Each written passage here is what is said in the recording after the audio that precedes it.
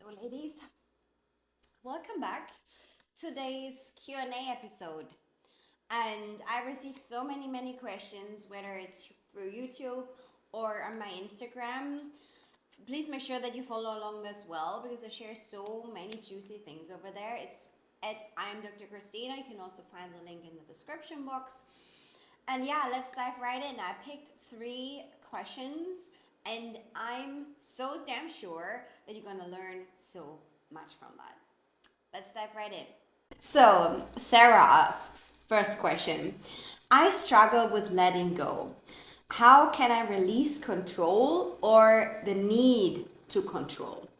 And that's actually a very good question. The thing is, we grew up in the way of like performance is everything. We're like so success driven. I mean, when you might agree, right? Like when we want to have success, we have to have certain kind of control. We need to know what actions to take, where to go, what to do, the decisions to make.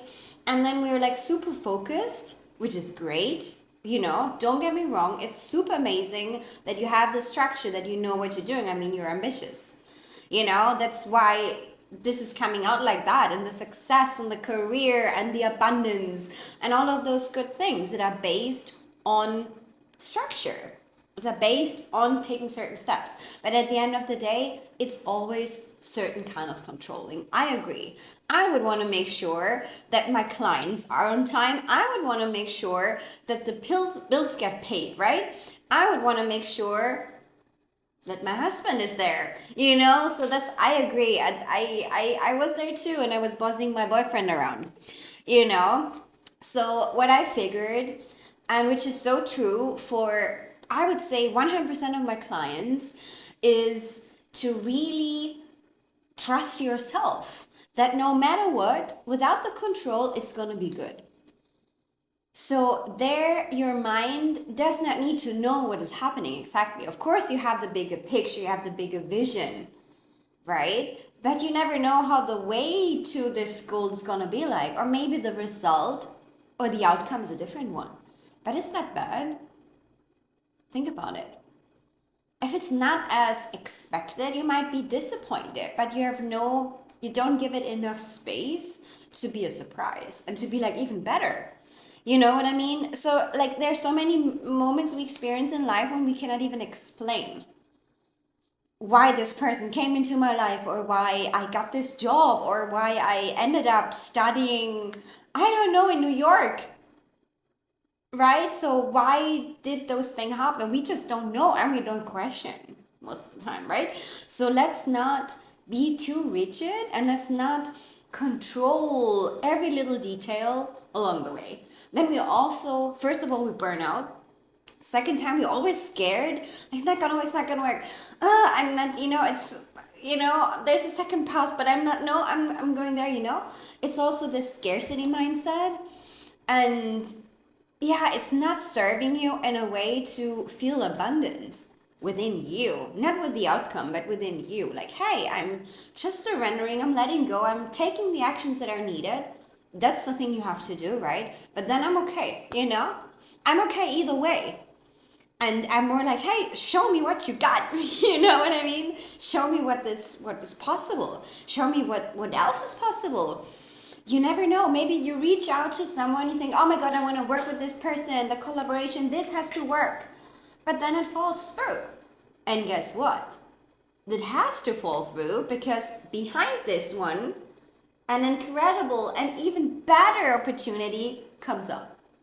And at the end of the day, you think like, cool, amazing. It doesn't matter, right? So I think if we approach life, business, dating, relationships, sex more with like, hey, let's take the actions, right, to initiate some certain kind of things, but then which is good. Whatever comes up, we can handle it. And at one point also on my own journey, I figured I reached like rock bottom, right? And I was like, okay, I have to release that. I have to let go, because now everything got taken away from me. Everything.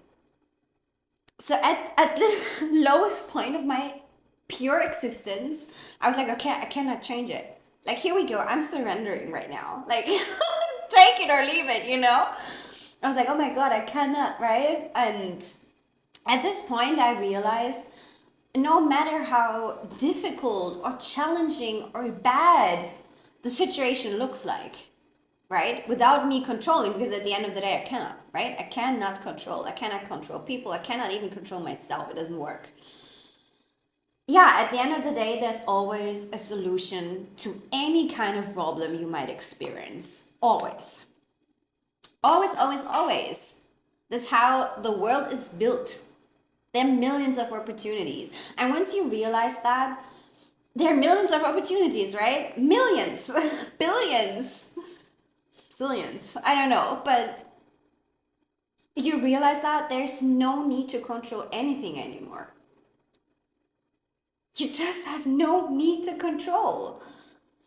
Because if this one thing out of a billion falls through, 99.999 whatever millions can come true, you know? So don't stress out. It's just like, live your fucking life and make it as good as you can.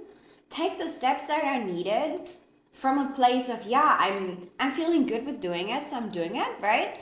And then you can just, you know, let that be. Just let it be.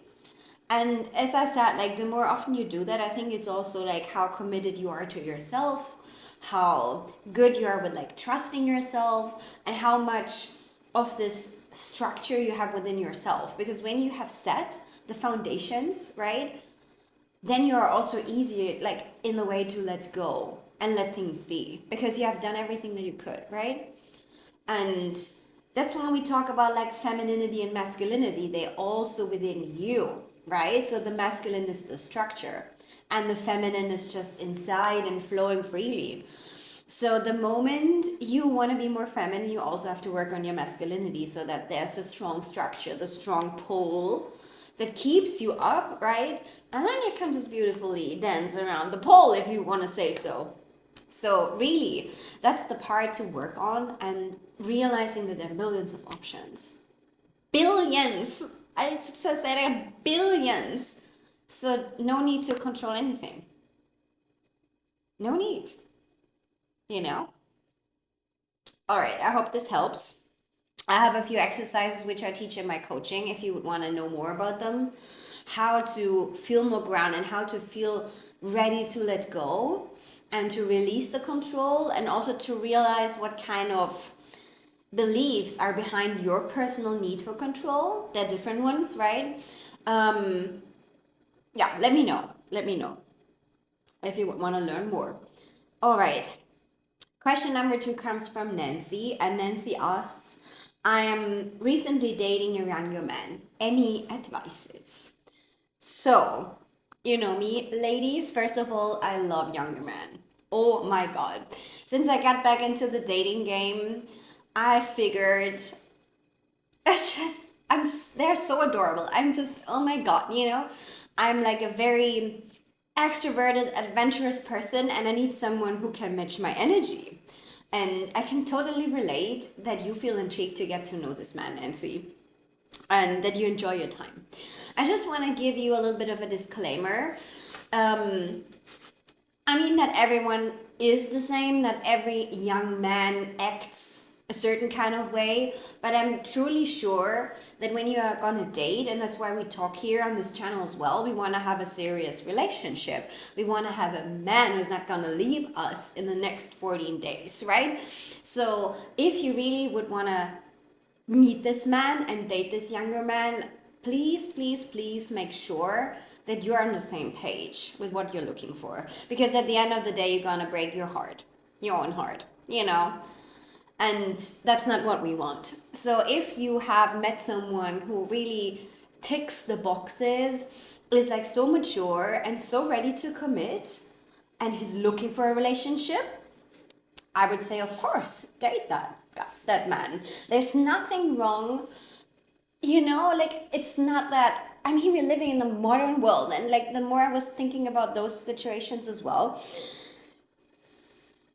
they've been through their own stories, and it doesn't matter if they're 25 or 45, right? And you have a different story. Maybe you experienced something in your 30s, and this guy has experienced something in his, I don't know, teenage years. You know, there's always something that matches, and I think this is a beautiful thing. So, age for me personally doesn't matter. It only matters, and that's the only exclusion here. It matters when you are not on the same page regarding your dating intentions. So when we are not talking about the same outcome that we want, right? And that's the thing, like it's true, but it has nothing to do with like age, right? It's also true when you date a man in general. That when you're not on the same page with what you're looking for, like you will have a date where you won't feel aligned, because you will ask different questions than he will ask when he just wants something casual and you want something serious, for example. Can also be the other way around. You ask him very different questions. You want to know, hey, what's your life goal? What do you think about this political thing? What do you think about this thing happening? What's your perspective on that? What do you want to have kids? Do you want to, what's your next plans for the next 5 years? Where do you want to live? Like, those are the questions a woman asks when she wants a serious relationship. And when do you want to see, hey, are we aligned? And if a woman just wants something casual, she would not ask those questions. Why would she? And also he in return, he would not ask those questions. He was like, hey, what's your favorite food? Let's go there next time. What's your favorite drink? Let's go there next time. I don't know. What's your bra size? Or what do you like in bed? And it's very limited to like the moments you're gonna meet. It's has nothing beyond that, if this makes sense. So in general, coming back to your question, Nancy, I highly encourage you to date this man if you feel like the values are aligned, if you feel like, you guys have like the same dating intention. If you're on the same page, go for it. And enjoy. I mean, they're super hot, so you're gonna have fun. All right.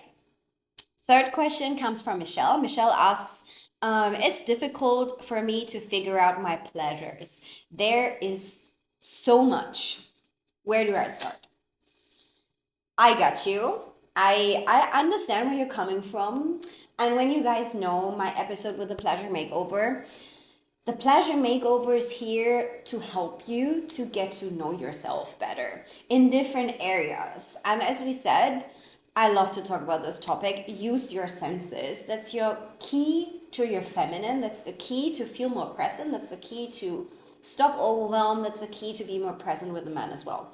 And pleasures are not only sexual kinks, they're also visuals you like, environments you like to be in, clothes you like to wear, food you like to eat, things you like to smell and taste.